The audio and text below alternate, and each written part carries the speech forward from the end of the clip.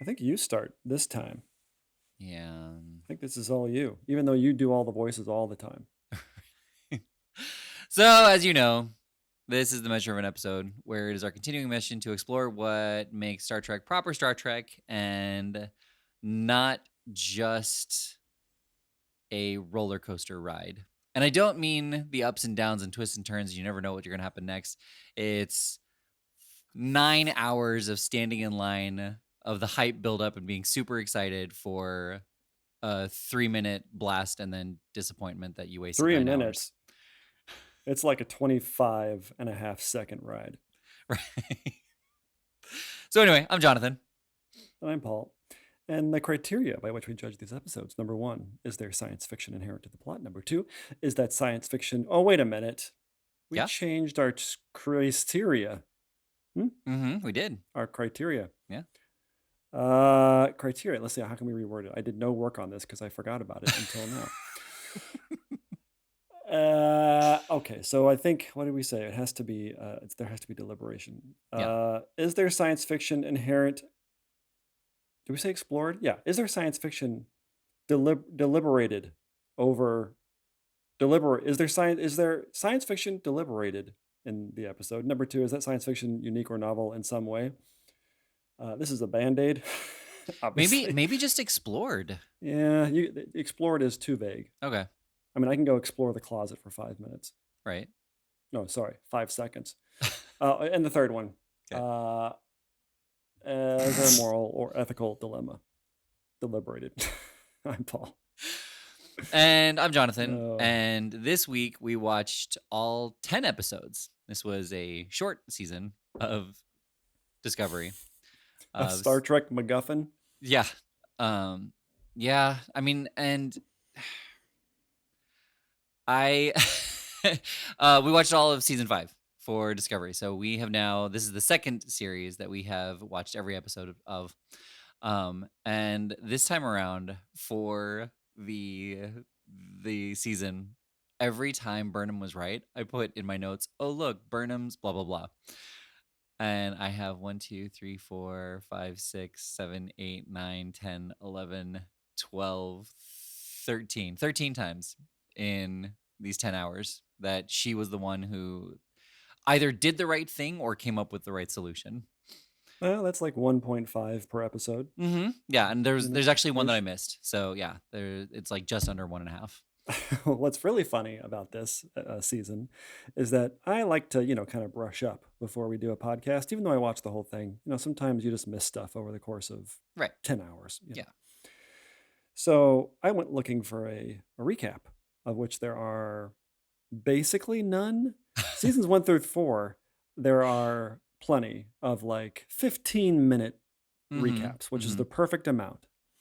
And then season 5, everybody's just like, no, I don't care. And nobody else does. So I'm not gonna spend however many hours trying to recap. I mean, there's like one where the guy kind of goes through and doesn't really give a recap. He gives his thoughts on it. There's a lot of thoughts, Mm-hmm. Mm-hmm. a lot of thoughts on the season 5, not a lot of recap on the Right. season 5. So I had to To go and read, which sucks.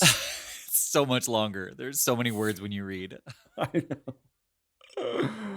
My eyes have to do so much work. Right? Yeah, scanning across rather than glancing around.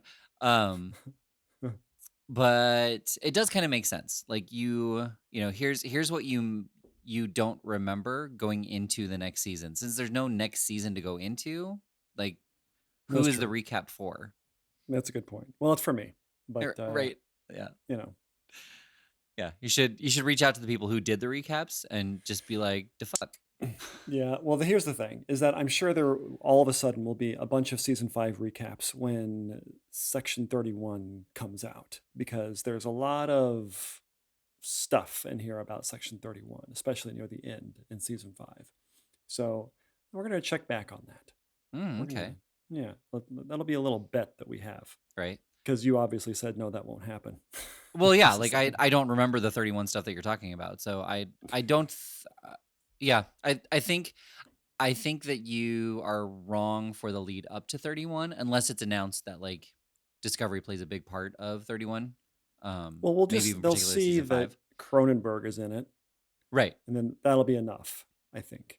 Well, I think at some point through the oh wait, isn't it a movie? It's a movie. So I think a day or two after the movie comes out and people have seen it, there will be recaps of season 5. Yeah, That's what I think. I agree to disagree. All right. I mean, yeah. We'll never be able to know I either, know. unfortunately. Yep. Lost of the ages. Um, But yeah, it is the most MacGuffin-y of any of the. I mean, this show is very MacGuffin-y anyway. It's like we have to go get the thing and talk to the guy who's got the mhm. thing, and So that will lead us to the next thing that we have to go get. You know, yeah. So season 2 was Red Angel. Season 3 was The Burn. Season 4 was what?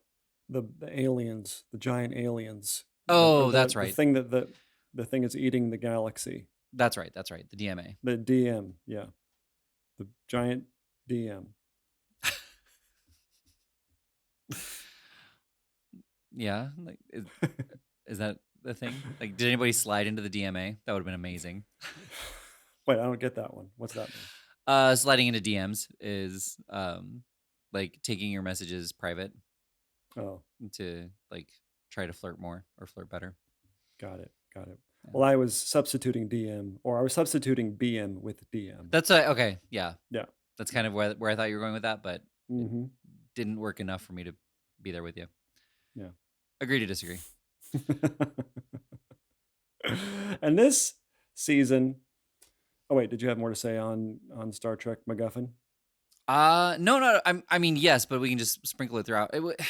Yes, it was MacGuffin, but I was also just annoyed once I started counting like how often Burnham was the one who had to do things, and Burnham was the one who suggested it, and she was right. And there was something else too where it was where like it was near the end where Rayner was super mad about the Romulans, and she was like, I get it, I was this way about the Klingons.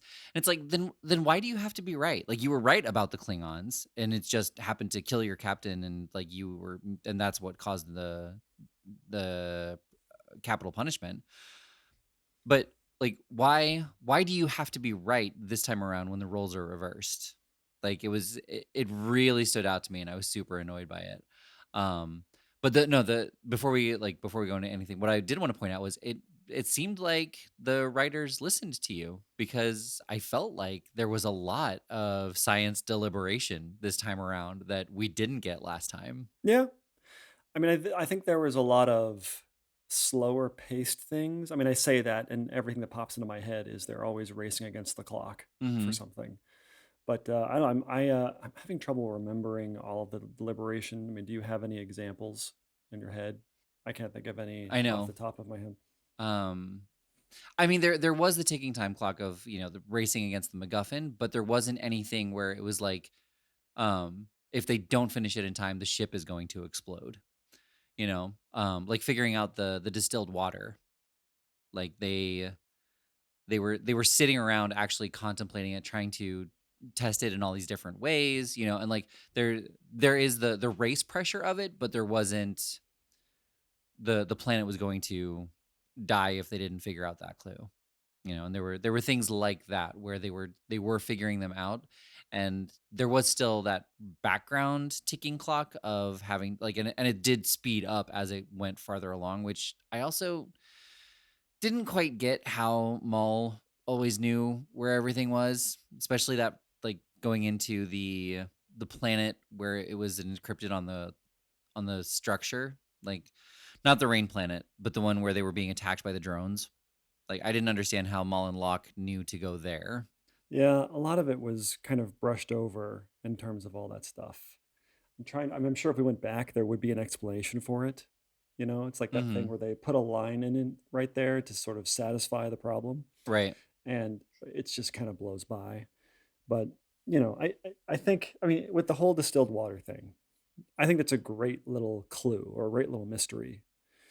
But it seems like they were deliberating over like what could it mean, and they kind of threw out a couple of things, and then somebody suggests something, and they're like, yes, that's it, that's the right thing, and then it turns out to be the right thing, Mhm. and it just feels very disingenuous. It feels like there should be either don't just be throwing out ideas and then they immediately get shot down, and then somebody throws out an idea that happens to work. That doesn't really, for me, satisfy the whole deliberation part. It is more they should be taken down a path of discovery. Dun-dun. Mm-hmm. I'm Yeah. waiting for the applause, All right. Yeah. Yeah. For the But you know should, what I mean? Like yeah. it should Just put in a little like dun-dun every time we say discovery. Dun-dun. You're just gonna start saying discovery over and over again, aren't you? Dun-dun. But yeah, I feel like I wanted it to be just intriguing. Like it started off as being intriguing, Mm-hmm. but the way that they solved it, I was like, well, that seemed awfully easy. Like in my mind, I was like, okay, where could they be going with this? Like I was trying to solve it along with them. Right. And I had kind of all of these things based on the information that we were getting of what that could mean and why it would be distilled and why it would be in a little trinket kind of thing. And there could be so many places they could go with it. And it felt like it was the perfunctory answer. It's like water, rain. Well, that makes the most sense. Let's do it. Let's go. And then they like had the computer do the rest of the digging, you know? Right. It's like in I don't know if you ever watched Twilight. So in Twilight, there's this moment where Bella has to go into town to do some research at the library. And a good portion of the movie is dedicated to her going, like to her finding out she needs to do this, figuring out a way to convince her dad that she's going to go do that, I think, going to do it. And then once she gets there, there's like maybe 10 seconds of her with the book, and then she just sits down at a computer and starts Googling things. And that's what it feels like a little bit. It's like, we got to the library, but we're gonna use the Google on this one. I mean, it Mm-hmm. makes sense, but it's just not as interesting. It's not as fun to watch. And I know I've hit the best crossover audience right now, which is the people who like Star Trek Discovery and Twilight. And Twilight, right? Yeah. I mean, that's not even the people on this podcast. Well, it's one of them. I'm not going to say who. I know. We'll leave it to the audience to figure it Yeah. out. But as a clue, when you said sexy vampires, my thought immediately went to Interview with a Vampire. So, Well, they're the primordial, I think, sexy vampires. Like they probably started it, mm-hmm. right? Yeah, probably. Yeah. This idea that they can be. Although I think Dracula was always kind of sexy, wasn't he? That's a psychological episode to explore later. Is that loaded? Yeah. Anyway, why were we saying that? Oh yeah, it just felt like it was a perfunctory exploration, so they could get to the clue, and and they get around the for beings for a ship that can basically transport anywhere instantaneously. Them racing with someone who's just in a little ship that can only go warp. Mm-hmm. It seems like not a race to me. Right. Well, but yet somehow they're fighting. They're always fighting those Mol and Crack. What's his name? Locke. Locke. Really? Like that never came together for you? Like Mol and Locke. Yeah, I mean, I guess it should have from Lost. Yeah, I know. And I'm really sad that her name wasn't Molly. Like it just had to be some alien like Molin, and it was spelled completely different. And it probably was though. No, that's not alien enough. Even though she's human, it's not alien enough. She needs to have a weird name. Yeah, and same thing. Like I was kind of disappointed that we were fighting with the brain until the very end, and then it was just human versus human. Like it felt very weak. Yeah, you ever meet those people who, when they have a conversation with you, you can tell they're waiting for the next conversation or for the next thing to happen? Mm-hmm. I know a couple of people like that where they're not really in the moment. They're sort of clocking in for the moment, but really looking forward to the next moment. And then they repeat, right? Yeah. And that actually, you mentioned that before with Burnham, and it came up with the water part too. Like she was talking about how the water would have contaminants in it if it was just evaporated from the ground. She's like kind of looking at Tilly as she's saying this, and kind of almost leaning in, like, "Come on, get there." And Tilly was like, "Which means that it would have to be pure when it became rain. Or, she's or the next part where Burnham is like, so it has to be from a very arid planet. I know. In real life, she would be the most annoying, insufferable person in the world, right? Mm-hmm. Mm-hmm. On the ship.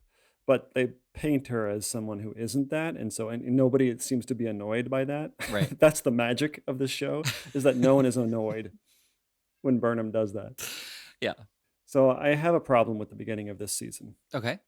And I think probably a lot of people have this problem. It's kind of considered a crutch to start an episode of something or a season with a high intensity chase, something actiony happening, high stakes, and then after the cold open, it says 2 weeks earlier or something Right. like that. I think in this case it was just hours, but I would have been fine if they started it with just them having cocktails at the party. Totally fine. Right. Right? There's Yeah. nothing wrong with that. There's nothing wrong. Like, we don't need you to, like, we're not we're not dogs where you have to like keep us, or cats, and you have to have the laser pointer like constantly pointing at us and leading us to our food. You know what I mean? Yeah, and this is season 5. Like you're not very few people are going to be jumping in on season 5, so you don't need to pander to them. Like start off slow. Start with everybody just enjoying a cocktail party. Like let the audience be comfortable in the same way that the crew is. Yeah. Yeah. They don't do that though. It's just But they it's didn't do that. annoying. It's unfortunate that they felt the need to do that because it's very un-Star Trek. I don't think Star Trek ever did that, or let's say next gen. In fact, they probably did, and someone's going to write in and say like, "No, All right. I'm not writing in. I accidentally wrote this is the wrong email. Sorry, I wrote this to you." I think it actually does happen in Voyager and Enterprise. I want to Those don't say count. it happens in DS9 where like they're being held at gunpoint, and then it says earlier, however long, or It's they're so stuck on lame an because you know ice it's planet. coming, right? You know it's Right. coming. Then it's like spoilers. It's like the episode spoiling it for you when Well, you watch it. it's also like the episode in this where Burnham had to do like the labyrinth of the mind, and he says if you don't make it, all brain function will cease.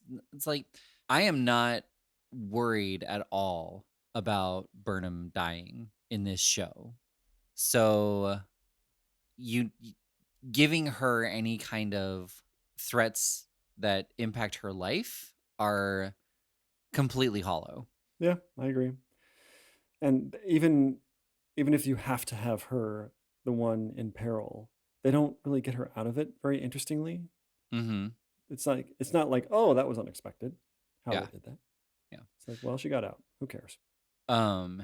It it would have been, speaking of, I guess nothing actually. I don't know where this thought came from, but the episode 4, it was the one where the time bug hit and they were jumping around. Mm-hmm. It would have been so great if this show had been planned far enough out that when Stamets was actually hit with the spike and he was talking to him, where in that scene he's like, the bugs, the time bugs. Oh, I forgot how much this Right. hurts. Like, Right. and just have it be absolute gibberish at the time and then have it pay off at this moment. Yep.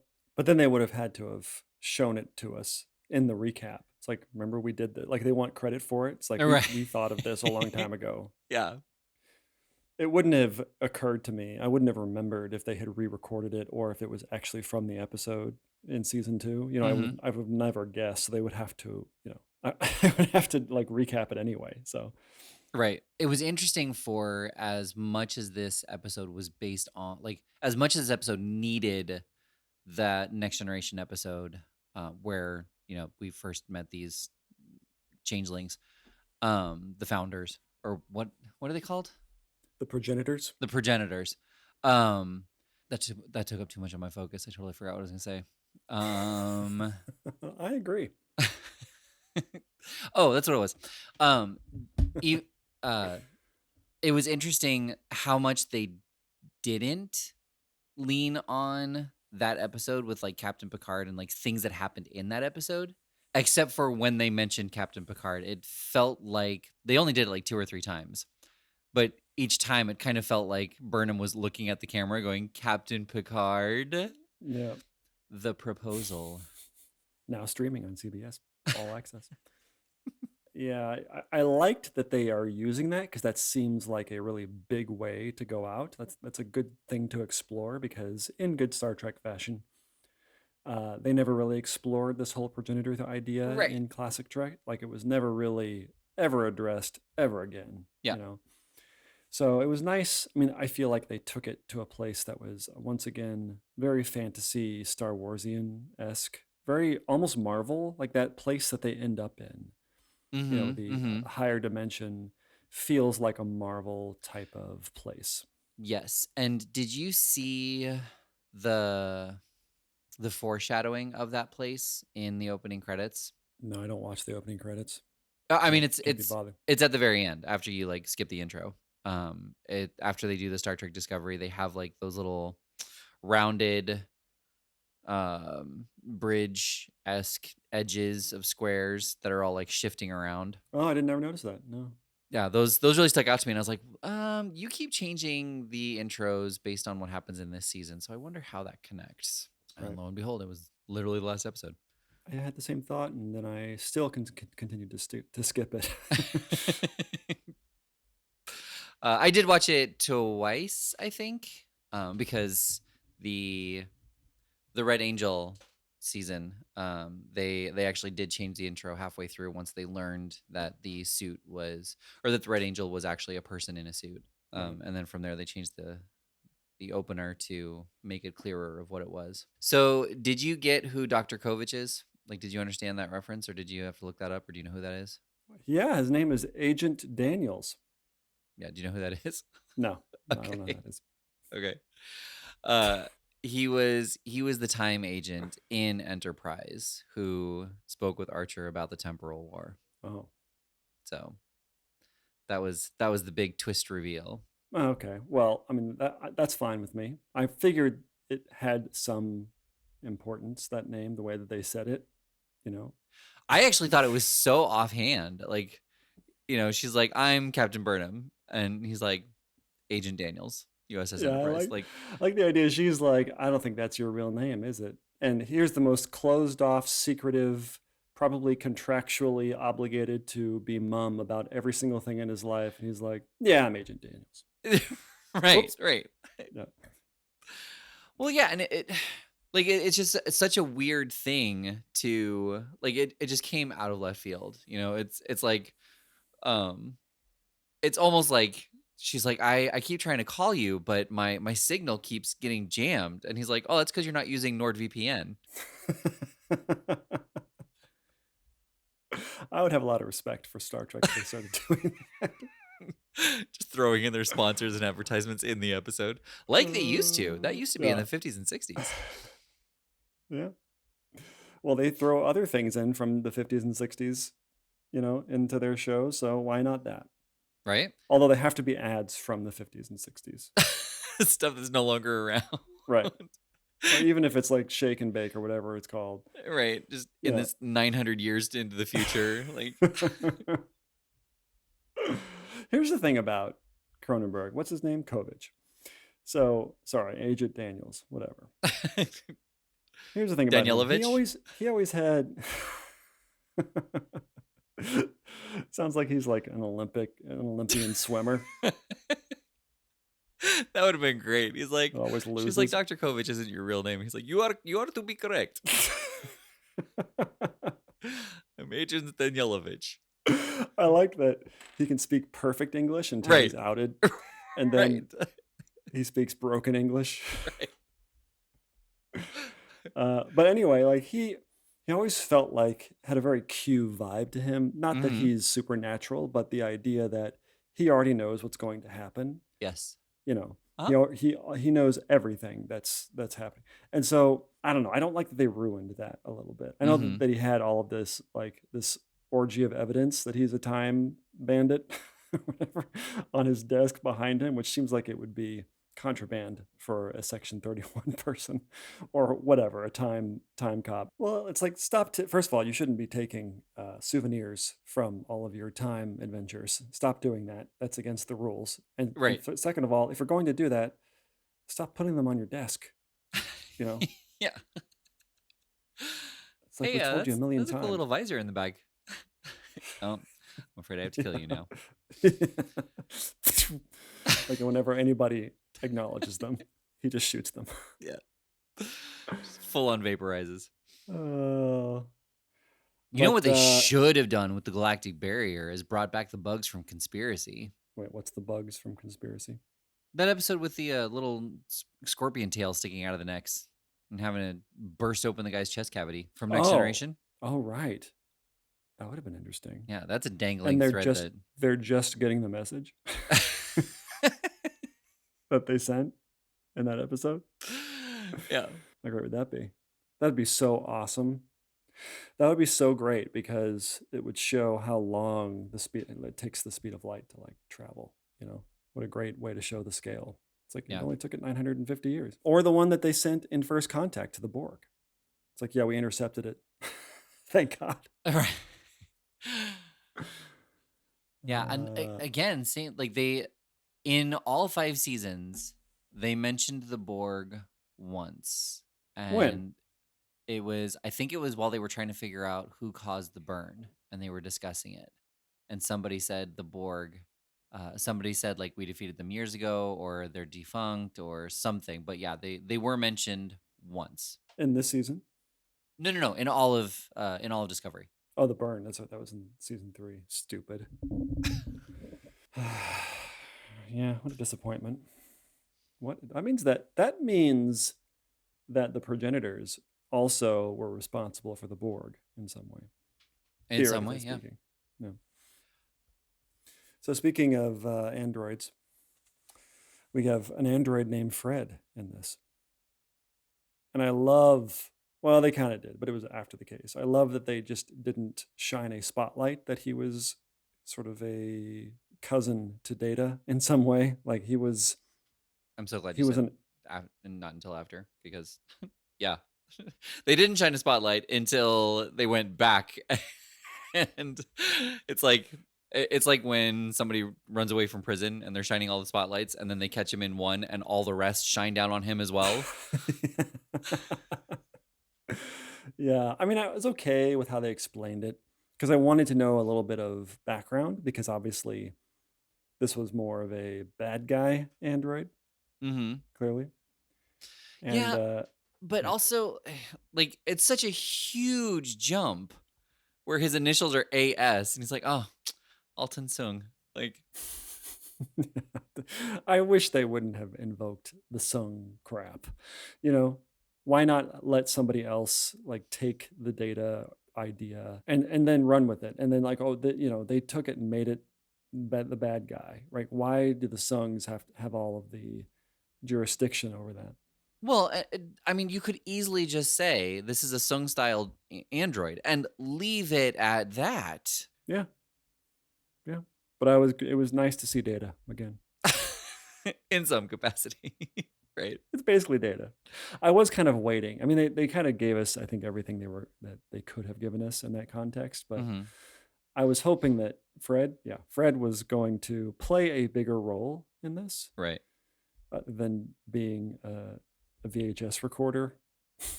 Yeah. Of when he's looking at the thing, Well, and it's so weird that he deals in contraband and he collects them and then pays people, and never once has he had an issue where he's like, oh, okay, you're not gonna get any money for this, and no, like, you don't get the item back.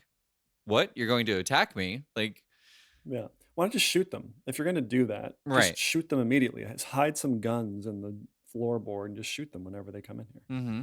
Oh my gosh, that would have been so great. It's like, do you have the item? Yes, here it is. Right. Dr. Kovich? Yeah. I didn't see anything behind you. I didn't see you playing with your Archer doll. Your mirror Archer doll. That's how Boimler gets them. Yeah. Oh, that would be interesting if the new season of Lower Decks in some way references Discovery. They probably never have, because it takes place. Well, no, Discovery takes place before Lower Decks, until season 3. Yeah, but before Lower Decks, it was classified. Oh, I see. Yeah, all that Awesome. information is Lame. red directive classified. That is on a need to Oh, know and nobody needs to know. hey, that's the name of the first episode in season 5. Oh, is it? I think it's called Hey, Red that's the name Directive. of this show. Yeah. Can we talk about the time bug a little bit? Yeah. So does this not seem like the most complicated way of accomplishing the goal of disabling a ship? Like, why not just have it, interrupt power so it can't move, right? Like, instead of sending out, like, the idea of how hard they make it sound to travel through time and how much energy it requires, and all of the little criteria of time travel, the way they make it. And all of a sudden, it's just like, oh, this little thing that looks literally like a bug. Right. It's like it acts and performs like a bug. It's not just a metaphor. Well, except for the whole liquid metal fusing through object part. Right, but it has like 8 legs or Mm-hmm. 6 legs, and it Mm-hmm. crols around and Well, looks like a bug. and when it died, it shriveled up. It was upside down on its back with its legs curled up. Yeah, but I wish that they had put a little bit more, I don't know, a little bit more time into the explanation of what it was doing Mm-hmm. and what it was, and maybe that it was using some sort of technology that was easy for that to do, and What not was easy this for it to to put it into this weird time jump thing. do? Mm. It just felt so complicated. I had a hard time, even though like they explained it 15 times. I still just couldn't wrap my brain around why is this a thing? Well, Why? and I didn't understand why it was jumping where it was jumping. I mean, I got the impression it was random, but why wasn't it jumping? If it was totally random, why wasn't it jumping 5,000 years into the past, 10 million years into the past, or the future? Like what? Right. Well, and also like why was it jumping to big momentous days, except for like the day it was being built. Why not jump to a day where just nothing was happening on the ship? Like just routine Yeah, maintenance, standard I guess that patrol. would. If you're going to do it right, they should have been trapped in that loop for 70 years. And they have to like map out what the pattern is. It takes them. Well, It's yeah, like like that was Groundhog Day type of thing. right. That was another part of it too. Like they were able to build something and then take it with them on their jumps. Like that felt convenient. Star Warsian. Yeah, I felt the same way. Um, It felt like a plot line from a Star Wars show. We can travel through time, and we can take things with us. That's the rule that we're instating now. Okay, that's fine. Like that's what you can do in Star Wars. you can travel through time in Star Wars. Yeah, I'm sure they could. If they said, okay, here's the thing that allows us to travel through time, you're like, okay, like because the way that they structure plots and like worlds is like the audience is always having to catch up in a way. Whereas, like when you encounter somebody, they are always sort of telling you how it's always been done. In Star Whereas Wars? in Star Wars, in Okay. Star Trek, the audience has parity more or less with all the things that can happen, and that's the fun of Star Trek is like how can you work in this world where everybody knows what the tech is and everybody knows what the capabilities of the tech are, and how do you work within that world? But that's not the case in Star Wars. That's what it feels like when they like introduce a new piece of technology. It's like, oh yeah, we can travel through time. Oh, that's okay, cool. But can we bring stuff with us? Oh yeah, we can also bring stuff with us when we do that. And it's just a thing. That's like, oh, that's the rule now. And then you kind of go with it. Right.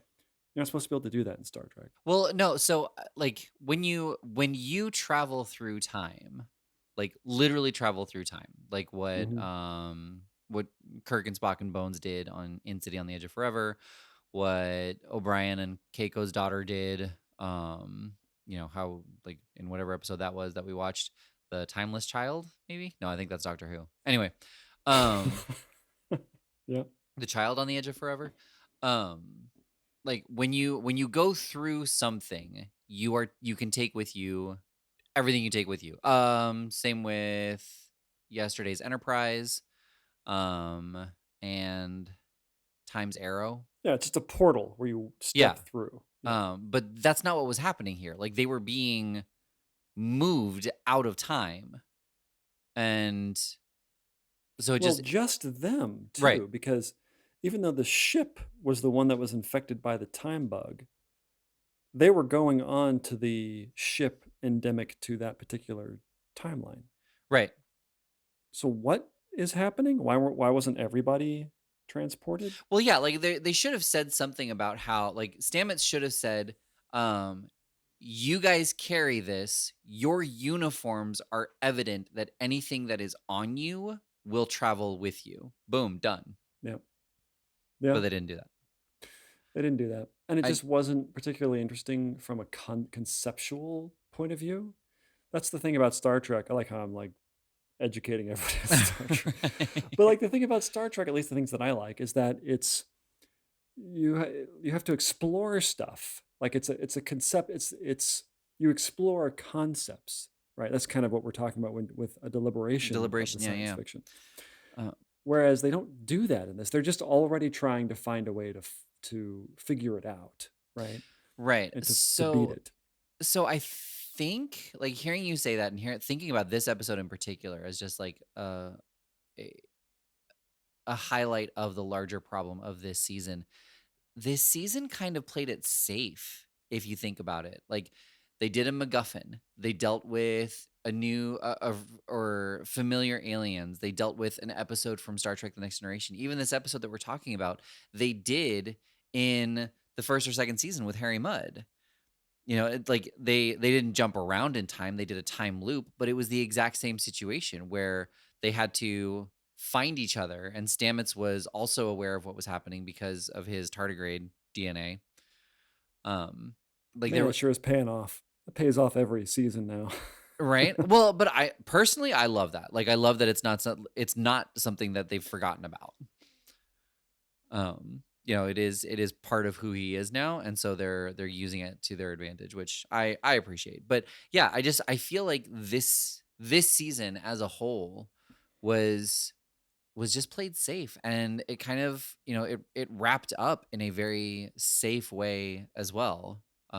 Except for, did you see that short trek that I told you to watch? No, I didn't have time. Oh, it was like 8 minutes, dude.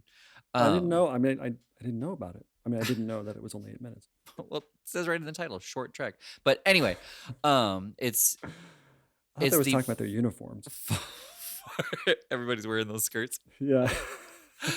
Or those dresses, I guess, because they're one piece. But anyway, it takes place the farthest into the future, and it's actually like the Easter egg dropped in the last episode of this season is actually makes that short trek even more infuriating, and because nothing happens. Like, this guy lands on Discovery that's just floating out there in the middle of nowhere, and Discovery has been isolated and alone, and he comes on board, and he says something about, like, his name is Kraft, and then, like, kind of Discovery or Zora realizes that it's not her imagination or a hallucination, like, it really is a person, and so she helps to, like, feed him and help him with his ship, and, like, they start connecting, um and then he eventually has to leave, and he leaves, and Zora is left alone again, and, like, that's all the episode is.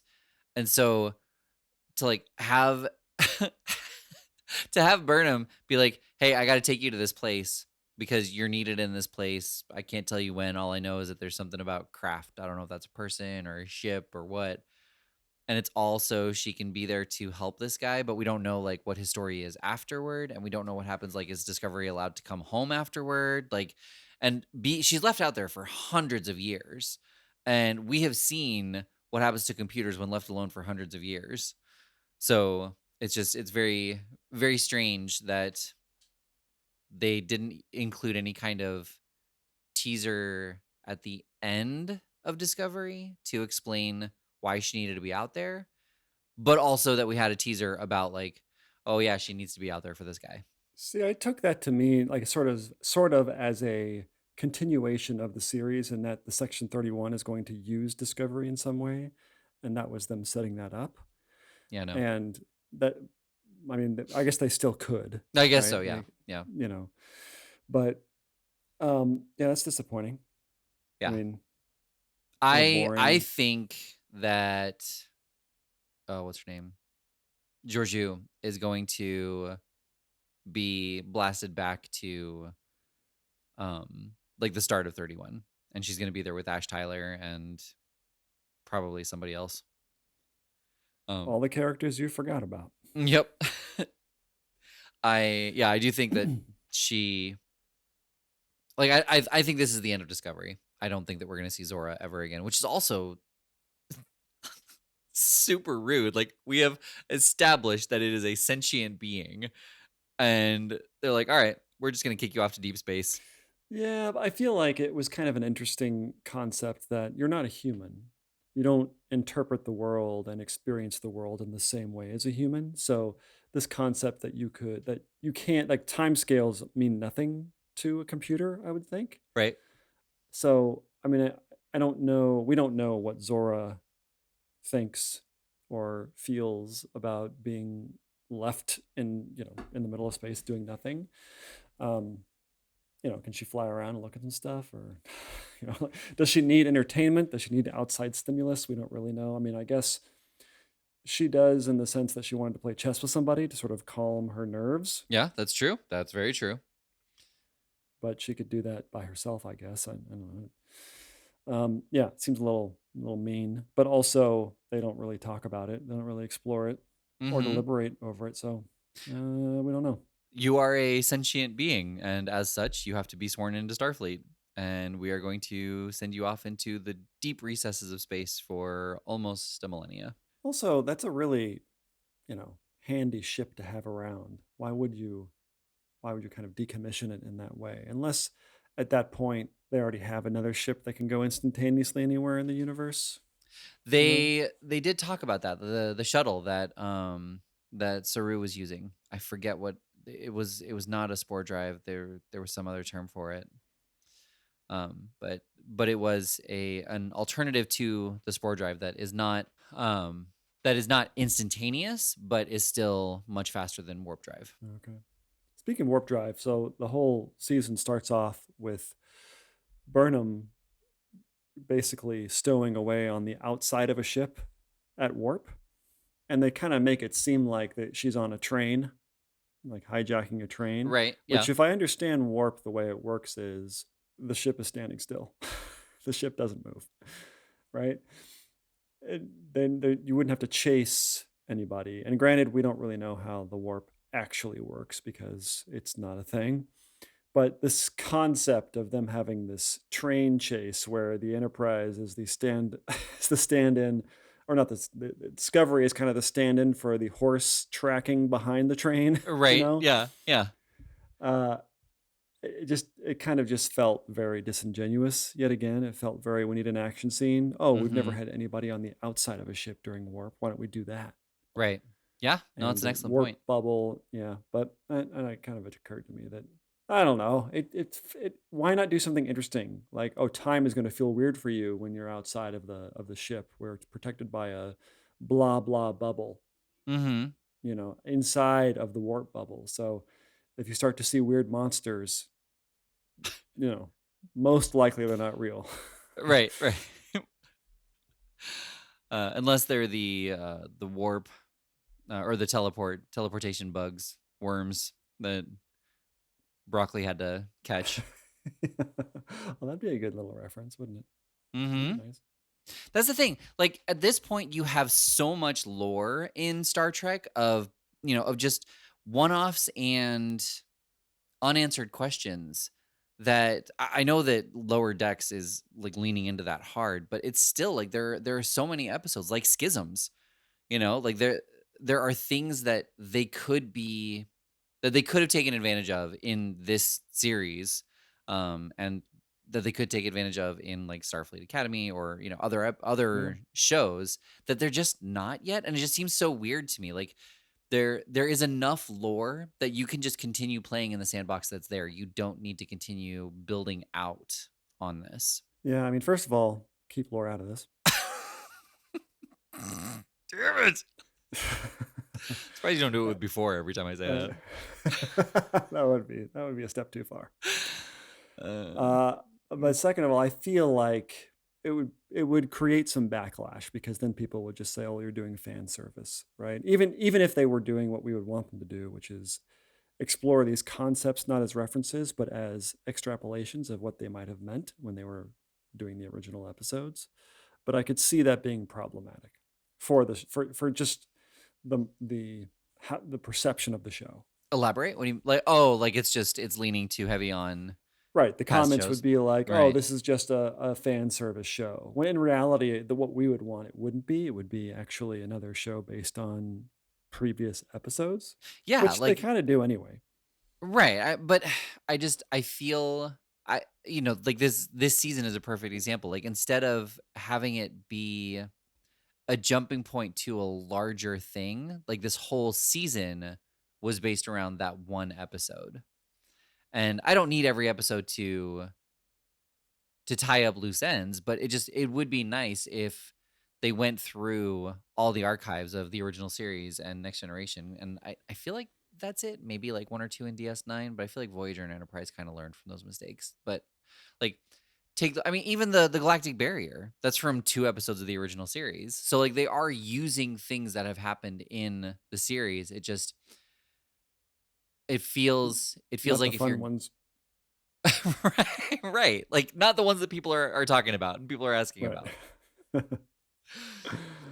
Speaking about the things that people are asking about, so the extinct denobulans make an appearance in this show. And the Talaxians were mentioned. No, of So course we know that the denobulans were extinct because their whole race was assimilated by the Borg at a certain point. oh, you're right. Neelix is a Tarlaxian, isn't he? Yeah, Oh, okay. I was getting those mixed up. Yeah, like the Denobulans were brought up a lot. yeah. I have to say this is more of a complaint for all of Star Trek because all of Star Trek has one episode at least of these where they dress up like the people on the planet to go and infiltrate or go study the people on the planet. Mm-hmm. And in this case, this is kind of the worst example of this. It was a forehead tattoo. Well, the idea, I don't care that they don't like, in terms of them making themselves look like it, that's whatever. That's the least important thing to me. The most important thing is like this idea that you can just show up to a planet and then like beam down and think you can interface with the aliens down there. You know, like the idea, even if you study them for a year, you probably still wouldn't be able to stand in as one of their own, right? It would be impossible. Like they would be so alien, their customs would be so irretrievably different that it would take generations of study to be able to just beam down and start talking to them. But I mean, and the conceit is like, oh yeah, we're from the north, and they're like, ah, the north, Right. and it seems like they're saying the north, like say something, like pick a direction, and they're like, what's north?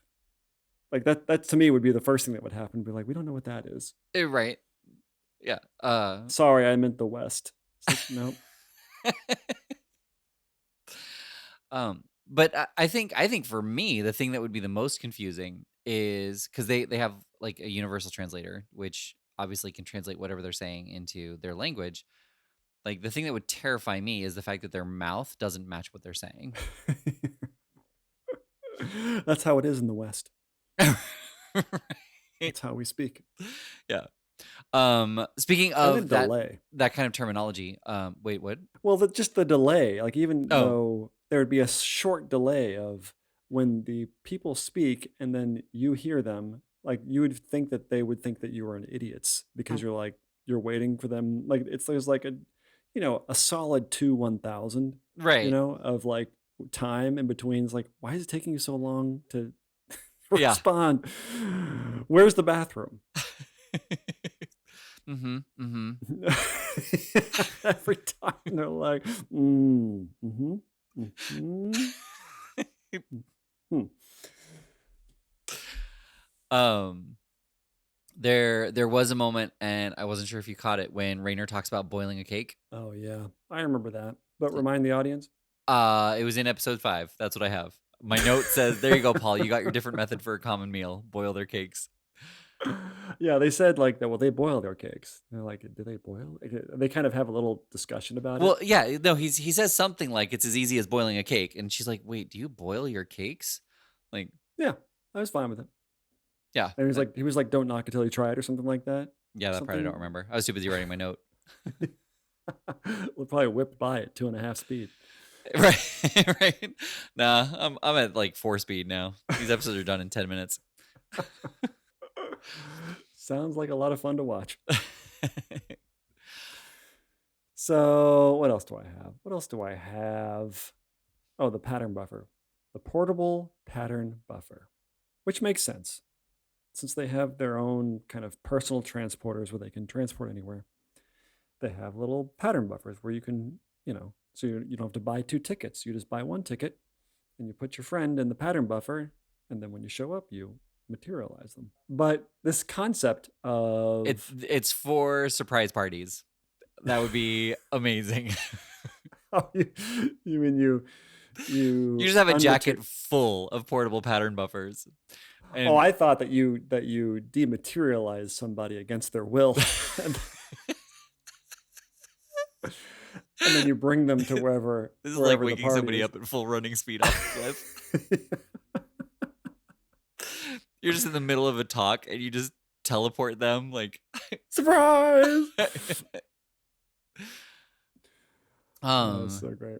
Yeah, no, I'm saying like, how everybody has to hide, like they just hide in your jacket, literally. And you just get there and you turn them all on at once. They know like as soon as they materialize, they have to yell surprise. Right. That'd be so disorienting. So disorienting. The other part of it too is like, unless the person is unconscious or dead or injured and like in a coma or whatever, like you've got to hold on to that so tight. I know. Like, I don't know if I would ever. What if you lose it? Right. Like, I don't know if I would ever trust giving anyone a pattern buffer of me. Let's leave a backup at home. By the way, that leads me to what I was going to say. So they can rematerialize you, like they rearrange the atoms back to the way that you were when you were dematerialized. So they have that kind of control over your molecular structure. So not down to the atom, but literally down to the subatomic level of reassembling you, right? Mm-hmm. So why would sickness or disease be a thing anymore? Right. Why couldn't they beam you into the buffer, fix you, kind of like how they can remove pathogens and stuff like that? They can do that even when you're sick with something. So you could get a cold, go into the pattern buffer, and you would no longer have a cold. Right. So that seems like a big hole in the whole Star Trek beaming pattern buffer lore. Yeah. I don't know, like you seem like especially for what's his name in Strange New Worlds. Right. I forgot his name already. The doctor. Yeah, the doctor. That's not his name. No, I know. I think his name is Tim. No, I think it was Hugh. Oh no, wait, he is a doctor. Dang it! I was just gonna use Hugh because everybody's named Hugh. Right. It'd be funny if just the Borg was the doctor for Strange New Worlds. Right. He keeps trying to assimilate people. No. Can you step in here for me really quick? Yeah. But yeah, I want them to talk about that. I want them to fix that. That's a hole, because obviously you can't have a magical beaming thing where there's no sickness, because then you wouldn't need doctors really for the most part. Mm-hmm. Even if you got like a gunshot wound, you just fix it. Maybe that's what these like dermal regenerators do. Those are like basically re-beaming stuff into you. It's like a partial beamer, Right. Which also sounds pretty dangerous. Yeah. I mean, well, it's like what we were talking about teleporting out your poop. Like not a lot of margin for error. Yeah, that definitely feels. That is a great invention. So many of my notes are about Burnham coming up with a solution. Oh, okay.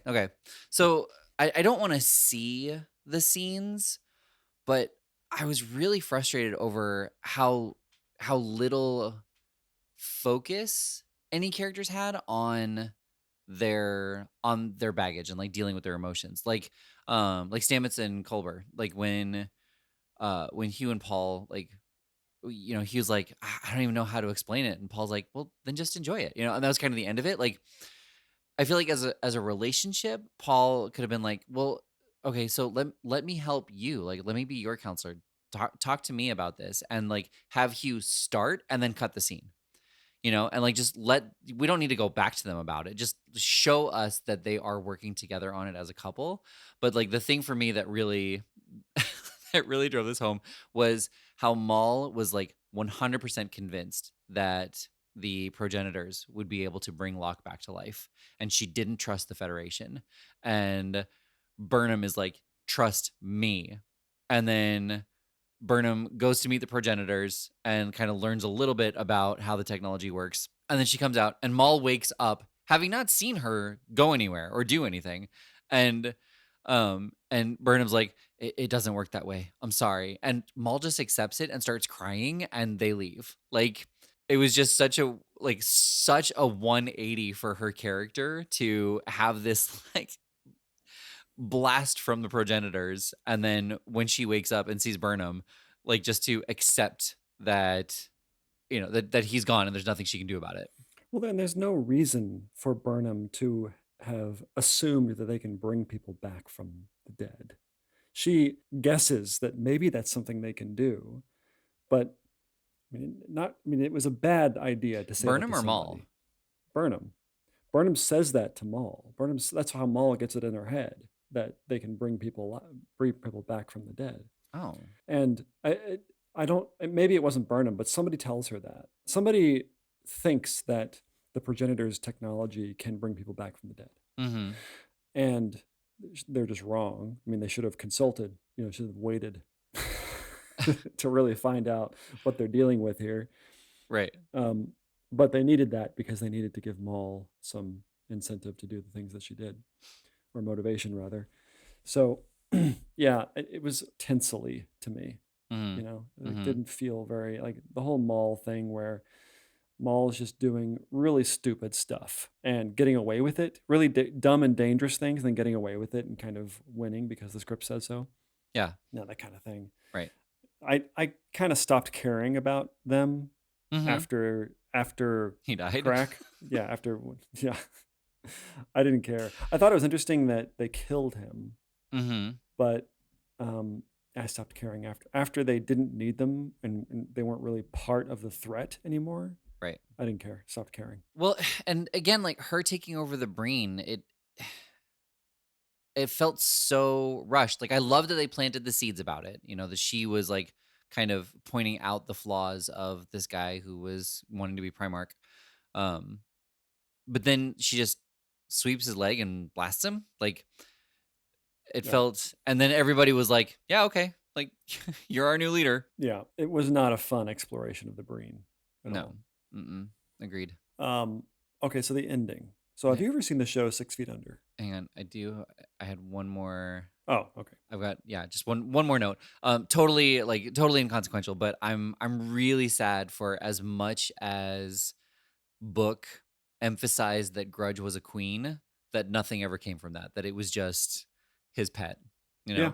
Like you wanted to be like a Men in Black type of thing where the cat turns out to be like another alien species that just looks like a cat. Yeah. Like it turns out that she's a shapeshifter that, we just never get to see outside of cat form. If it was Odo the whole time. I hate that you call me she. That would have been great. That would have tied everything up for me. Yeah. Okay, the ending. So have you ever seen 6 Feet Under? I am familiar with the ending, but I haven't seen it. Yeah, it's got one of the greatest endings to any television show ever. Basically, if you haven't seen it, it effectively takes all of the characters who are still living at the end of the show. That was a spoiler, but not a spoiler for anyone looking to get into 6 Feet Under. They basically take all of the characters and go like fast forward 20 or 30 or 40 years, and we get to see basically how their life ends in a way. I don't know if they all die, but you get to see where they end up basically. And it's not done. it's done sort of in a musical montage type of thing, and it takes about 5 or 6 minutes. Right. And Very it's very similar to very Can't Hardly Wait, actually. But it shows the scenes of their death. right, and it's very it's just so tastefully done, and Hmm. such a great way to. That's how I think they should end every season of or every show, um, with all the characters dying. Right. Um, but that's what this was trying to be, except it was all in one room, and they just are not dying, but they're just saying goodbye. And it was sort of like a flashback, not flashback, of the last time they all saw each other. Hmm. And I couldn't tell if it was supposed to be real, in that we flash back to some party that they all went to, and right before they went their own separate ways, and they never saw each other again, or if this was sort of some sort of amalgam in Burnham's memory of her reliving them in kind of the way that she would like to remember them. I would have much rather seen. Here's my alternate ending: Okay, and is then I'll give that you mine. you have Burnham Hmm. drop off, like you have an old Burnham. I wouldn't want to do this thing where we're in the, like, we get to see her house and her son, who I don't care about, because this is the first time and last time I will be seeing him, and their whole, like, once again, she has all the answers for everybody. She doesn't learn anything from her son. She teaches her son something. Hmm. Wouldn't that be nice if, after all of this stuff that she knows and all of these things that she teaches people, that her son is the one who teaches her something at the end of this? Right. Yep, Yeah. but they didn't do Yeah. that. But they didn't do that. They didn't do that. So instead of all that, you just cut to a intense looking older Burnham, like same age that she is in the actual ending. And she's wondering what's going on. And she just drops. And Zora's like, "Why can't you tell me where you're taking me?" Mm. Michael, Hmm. Michael, Michael. Right. And like, it's this super weird thing that we're seeing, and it's like, oh, is this a new adventure that we're going on? And like, Michael is not happy about it, but she's doing it. She was ordered to do it because it's secret, super secret, and also Burnham is going to die in the next 15 minutes because she has some sort of disease. Right. And this is super dark. It's just turning really super dark, but she's the only one who can do it because she is literally going to die, and so she can't tell anybody about it, right? Hmm. Hmm. She stops the ship in the middle of nowhere, and we don't even ever hear Burnham say anything. It's all Zora asking questions like, "Why are we here? This is the middle of nowhere. We're not even close to any enemies. Like, there's no wormholes present. We don't need to be. Why are we here? And why are you crying? Right. Why are you limping? Your hair looks terrible. You know, like it's just like Acknowledge you do me. it. You do it all through the point of view of Zora, because Zora is kind of standing in for the audience because Burnham knows what's going on. Then she Hmm. dies, and that's the end. Burnham dies, and we don't know why she's there. Cut to black. Tell me you're not watching section 31 then. Right. So that's my alternate ending. That's how it should have ended. Yeah, that is definitely an alternate ending and much darker than mine. Okay, what's yours? Just cut off after the Infinity Room. Like after Book and Burnham walk away from the wedding. Like have a little bit more at the wedding of conversations and celebrations of Saru and Trina. And then Burnham and Book walk away and they have their little conversation and they beam off and disappear, and the end. Yeah, I could have done that. That would have been probably a little less insufferable. Although I feel like it would have been better if they're like, "Hey, where's Saru? Oh, he died." They're like, "Oh, where's Paul? Oh, he died." Like, you save money, you save on time. Right. You can go Yeah. do other things. She's Hugh? just Where's she's Hugh? Oh, he standing died at a too. celebration with like Trina, who's not crying, and it's just the two of them. And Burnham's like, "I'm so sorry, everyone died on the way to your wedding." Oh, it would have been so great. Yeah. Speaking Where's of, Book? choked on the goldfish, right? Yeah.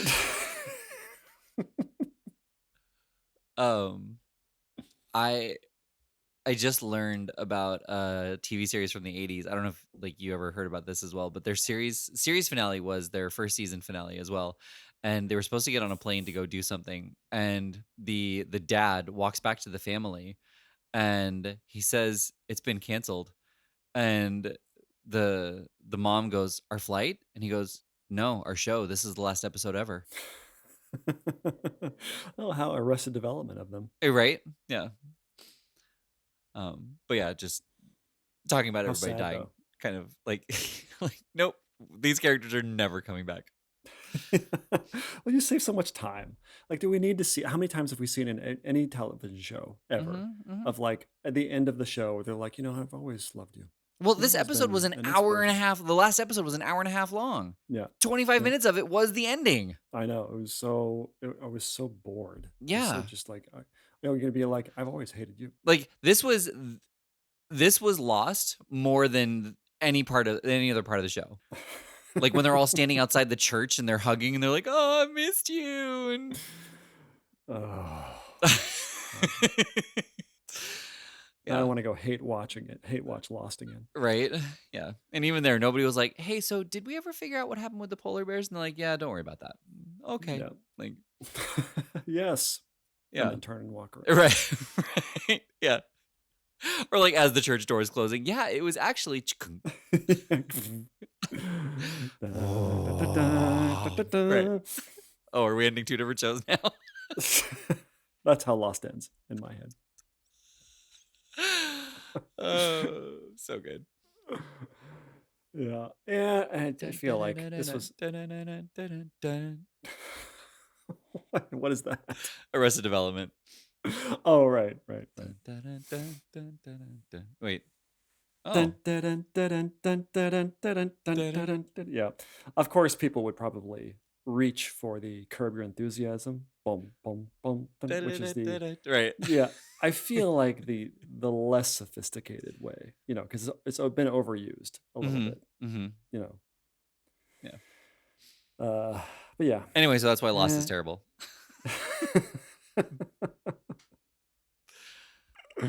So what are we watching next? Well, so proper Star Trek this time around? Yeah. I don't know. I feel like now that we've adjusted our criteria, that I feel like nothing really is ever even the whole Eternal Gallery and Archive, that whole thing, which is like super interesting. Like, oh yeah, here's a depository of all the cool stuff around the galaxy of forever, for anything. Well, yeah, there was no exploration of that. There was just an explanation of that. Right. And it was just like, oh yeah, it's a library, just books. Most interesting things in the galaxy are books. Right. Yeah, no, like, that's so true too. Like not a museum. Right. A museum would have made way more sense. Yeah. And like you walk in, it's like, oh, you can only get in if if you have a reason to get in. You only look at these things if a reason to. What's the reason? Well, I'm interested, and that's not good enough. Right. I'm curious. Okay, that's fine. Yeah. Yeah, it's like one of those things where, oh, I want to see this thing. Well, you need a reason to see the thing. It's like, well, I need to find this clue for this thing. It's like, you go on, that kind of thing. It's like, oh, I get to see the last Denobulin alive, and what they look like. We've taxidermied him. Right? To be reading a book. But you could have done so many. They spent, I think, at least 2 episodes there. Am I right about that? Yeah. They could have, instead of her running around trying to pass this test, which was, I don't know, again, perfunctory in terms, like it was, again, with the introspection of a character. Right. That could have, instead of that taking a whole episode, it could take 10 minutes. Mm-hmm. And then you do all the cool stuff after that. So the rest of the episode is just them exploring the museum. Like, that was much simpler than I thought. You guys want to look around? Yeah. I would have been totally fine with that. Right. Agreed. Where it's just like Yeah. one of those movies that you watch at museums, where you sit down, like the Civil War museums where they show like... It's in this weird dark room. Mm-hmm. That's like a dome that doesn't have to be a dome. It's like you're trying to make this like a ride, even though it's not a ride. And like the seats are like ride-esque, but it's just a movie. strap you in for no reason. And one of the museum people like rumbles the chair next to you. Ooh.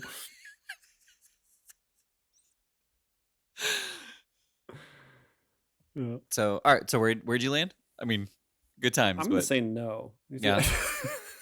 You got somewhere to be. Yeah, I'm gonna say no based on just how little they accomplish science fictionally. Mm-hmm. Well, they accomplish a lot. No, They leave. It's sort of like reading the first sentence of every chapter of a book, there's and that it well, being enough. yeah, kind of. They use a lot of Star Trek technobabble, but it's not explored. Like the planet with the rain. Like they talked about how that works. They even say like, okay, that makes sense. They're like um they turn the tower into a vacuum. Does it? Right. And they're like, Does okay, it that make makes sense sense? because it blasts the whatever, up into the sky, which interacts with the rain. Well, yeah, I mean, talking about it as a season, I would say no. I would say there are probably episodes in here that where the sci-fi is genuinely explored and and deliberated over. But But never the focus. I right. feel like that's the difference. Yeah. They may talk about it and get to a certain level of depth with it, Mm-hmm. but it's never the focus in any given episode. It's Well, yeah. just to accomplish something narrative. Yeah, and I would say every episode hit two of our criteria, but I would there maybe two, maybe three at the most hit all three. I mean, Right. every episode has a moral or ethical dilemma. Jesus, these people debate that. Yeah, over and over and again. Yeah, but it either had technology that was presented in a unique or novel fashion that we haven't seen before, not including the spore drive, or they did have some deliberation over the science that was presented or the problem that was presented. But I don't think there were many, if any, episodes that actually had all three. So Right. as a season, I would agree Yeah. with you and say no. I would. Yeah, I'm with you. Well, it's still entertaining, I guess, as a Star Wars show. Right? Star Wars Discovery. Yeah. Again, like I think they played it safe this time, which is surprising given that it was the last season. Yeah, it is surprising. Yeah. I don't think they were faithful to the enormity of something like that, Mm-hmm. of the whole progenitor idea. Right. Didn't feel like it. Yeah. No, I agree. So what are we watching next? That's gonna have to be determined. I mean, we can let I think the random generator decide. Generator do it. Yeah. Yeah. Okay. Well, bring it up. I think we already did this like before we started watching Discovery, just in case. But let's do it again because I forgot what it was. Right. And the random generator has decided The Fight, which is episode 19 of season 5 of Voyager. Very famous episode. Remember this episode at all? It might be the one The Rock is in, but I'm not sure. Oh, okay. And Might be. The blurb says Voyager becomes trapped in an area of chaotic space where the laws of physics are in constant flux. Oh, cool. I love this. All right. It sounds great. Flux is what? I was going to say the Flux is also another WWF fighter. Oh, right. Yeah. Shane the Flux Ronson. Terrible name. Wyatt the Flux. So yeah, I'm excited about this. I'm sure Right? will be short lived, but I'm excited about this. Yeah, It's gonna rocking get it back old into school. classic know. Trek. Yeah. Be nice to visit some old friends like this. After spending so much time in New Trek with Strange New Worlds and Picard, and now like so much time with Discovery, it's gonna be so weird going back to old Trek and just It's like non-widescreen. right, people sitting in chairs and deliberating over everything. Be like, oh, where's the action? Although there will be some familiarity with there being somebody who is the smartest person in the room. Oh, that's true. This is you're right. This is a good little transition back over. Yeah, that'll help us ease into it. Right. All right. Well, you go ahead. I Okay. think it's my turn to do the voice anyway. Well, I've been Jonathan, And I've been Paul. and this has been the measure of an episode. But you already knew that. Is that Janeway? Oh, that was Shane the Flux Johnson.